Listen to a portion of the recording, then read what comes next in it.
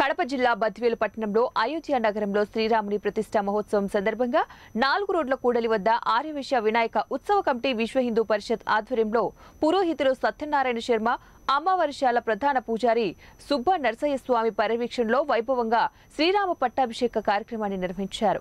ఈ కార్యక్రమంలో భక్తులు పెద్ద సంఖ్యలో పాల్గొని శ్రీరాముని పట్టాభిషేక కార్యక్రమంలో పాల్గొన్నారు। అనంతరం భక్తులకు కమిటీ ఆధ్వర్యంలో అన్నదాన ప్రసాదన వితరణ కార్యక్రమాన్ని నిర్వహించారు।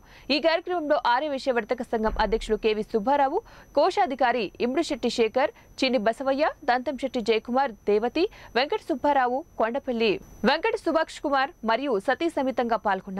సంఘం సహా కార్యదర్శి సగల సురేష్, కొలపర్తి శివనాగరాజు, నేలపాటి వెంకట సుబ్బయ్య, రామకోటి రాజు సుబ్రహ్మణ్యం ప్రజలు పాల్గొన్నారు।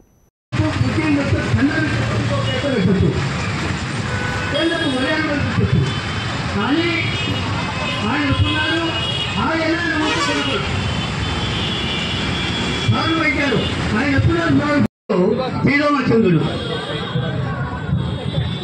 అందుకనే శ్రీరామచంద్రునికి ఏకభక్తిభక్తుడు, సకలాభిరాముడు అనే గుణమును సద్గుణము కలిగినటువంటి వాడు, అందాల రాముడు అనేటువంటి పేర్లటువంటి కూడా ఈ శ్రీరామచంద్రుడికి ఉన్నాయి। అందువల్లనే ఆయన ఆదర్శమూర్తి।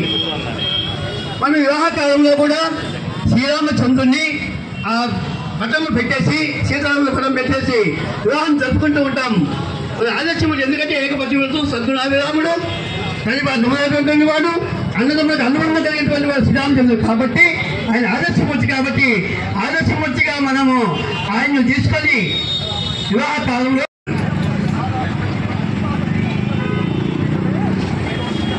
తండ్రివారు తమ్ముడైనటువంటి వాడు శ్రీరామచంద్రుడు। దశరథుడు కాకుండా అరణ్యవాసం పోయినాడు। అటువంటి తండ్రివారు తమ్ముడైనటువంటి వాడు ఇప్పుడున్నారు।